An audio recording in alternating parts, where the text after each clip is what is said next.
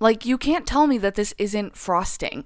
Hello everyone, and welcome to today's video. I'm going to be making even more fake cakes. I've got these wooden heart jewelry boxes here and some fake fruits to decorate the cakes with. I can't wait to transform these little wooden boxes into pretty cakes, so let's get started. Before I begin, like and subscribe, and let's get right into this with some fast and final lightweight spackling, aka the forbidden frosting. First thing, I have to pry the lid off of the spackle. It is very difficult to open, but once I got it open, my brain said tap tap, so I did. And once I had touched it, I decided that was probably not a good idea. I don't think that you're supposed to touch it, but the intrusive thoughts won. And I decided to start on this mini little box first. I like to start small and get some warm-ups in before I go in on the biggest project. I decided to play in the spackle a little bit because it really does look like frosting, like exactly like frosting. And then I decided to start off by mixing out all of my colors to keep the process a little bit neater. So I shoveled a whole bunch into different cups, and now it's time for the colors. So for this first mini cake, I decided to kind of do a Swan Lake color scheme. So we're doing a lot of pretty pastels. We've got this pastel pink, and then I mixed up a pastel purple, and I'm also going to do a blue, which turned out looking pretty, but I thought let's try and make it shimmery with this little sea mist color. And this is what it looks like, so I was hoping it would add some sparkles. It really didn't do anything, but here are my colors and my color palette, and now I'm going in with just straight white for the base of the cake, giving it a nice little crumb coat layer and making it look super nice, but I'm only doing the spackle on the top, and then I'm going ahead in with the white paint for the sides of the cake because I don't want to waste spackle when I'm going to cover up the sides with a lot of crazy piping. Spoiler alert, I pretty much cover up the entire top with piping too, so I'm not really sure why I put spackle on there, but here are my piping tips that I'm going to be using. That one is my favorite, so I pretty much just stick with that one the entire video. And I also have disposable piping bags, which I use because I also like to make real cakes, and I don't ever want to mix spackle and real frosting. You get that. I'm sure you get that. So I went ahead and filled up this first piping bag with all three of those colors because last time I made fake cakes, I loved the look of the blend, but I didn't try that out. So I wanted to try and see what would happen if I added three different colors to the same piping bag. I was hoping it would create a pretty marbling effect so you could see all of the colors. At first, you could really only see pink, but here you can start to see some of the other colors show through, which I was really excited about. I decided to just make this one up as I went along and just pipe in a whole bunch of different things as I saw fit, and I was thinking this is turning out really cute. I'm really liking it, but I don't know when to stop. So unfortunately, I continued and I kept on going. So all was well. I just kept adding little details. I decided to decorate this side and make it look super pretty, and it was turning out pretty well. I think it was looking good. I loved the colors and that you can see the purple, the blue, and the pink, but here's where it all goes wrong. I decided to pipe these little swooshies on the top here, and I decided I really didn't love how they turned out. So I was like, I'll just add more because that will fix it.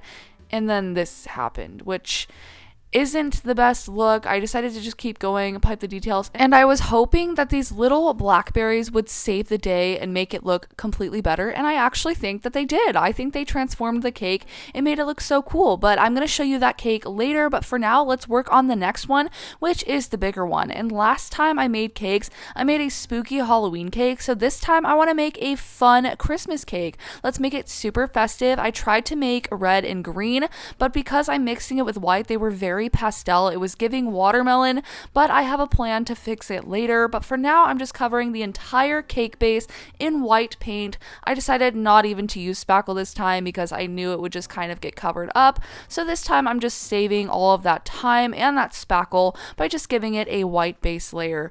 Now it's time to fill up the bags with the reddish colored frosting. I made the bold choice to just pour straight paint into the piping bag like a maniac, and it was still very pink. It really didn't get very much more red, but that's okay because like I said, I've got a plan B. For this Christmas cake, I had a little bit more of a plan in mind. I knew that I wanted to stick to the classic Christmas colors of red, green, and white and not branch out too far, but I know that bows have been really trendy lately, so I thought it would be cute to add in some little Christmas bows on the side of the cake, so I tried my best to pipe them out. The spackle was getting kind of sticky at this point, but I just kept on going and tried to keep the texture in the bows, and they turned out a little messy, but I still think that you can tell what they are, so I'm pretty content with that. And then after I had piped out all 4 bows on the cake, it was time to go in with the green that I created. I did try and mute it a little bit by adding in some red to the green to just take out some of that saturation, which helped create this kind of Christmassy pine green, which I was very content with, but the combination of the pink and that green were not working for me. Now it's time to move on to just piping the white details of the cake, which I think really helped start to make the cake look right. And I was really liking how it turned out. But the bad thing about liking how the base is turning out is that once you add the bigger details, unless you want to get rid of the parts that you like, you have to just work with what you've got. So for example, here I accidentally somehow piped a different amount of little swooshes on one side than the other side. Like there's too many on the left side, so I had to just add one more to the right side. But then it was looking kind of funky, and I was just like, it's okay. We're gonna save it. I know we will.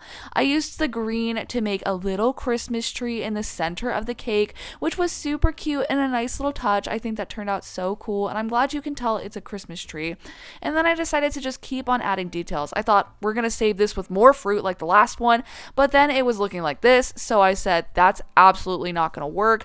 I don't dislike it as much seeing it now, but it's still not it. It's not the vibes. So I just had to pipe on more frosting again, because I think that fixes everything when you just add more. And this project does create a huge mess, just so you know, but I think it's worth it. And here is the next day when I tapped it all to make sure that it was dry, and now here is my plan to fix the watermelon cake.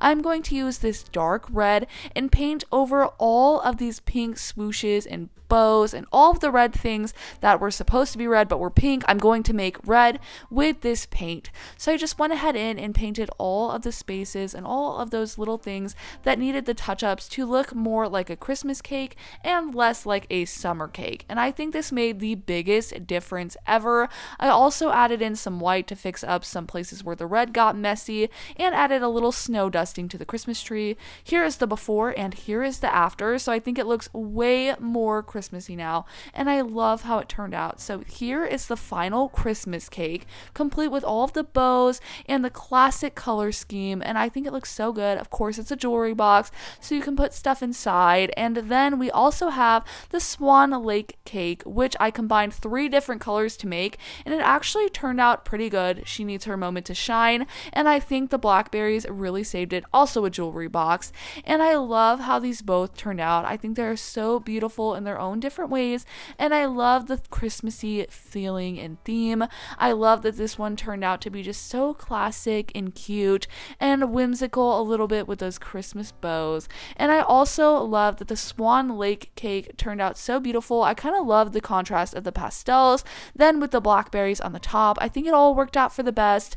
No mistakes, just happy little accidents, and it all really turned out super fun and cute. All of the things I used to create these cakes will be linked below, so you can too if you want to, but let me know which one you like better. Do you like the Swan Lake cake or the Christmas cake? Let me know, like and subscribe, and I'll see you in the next one. Merry Christmas!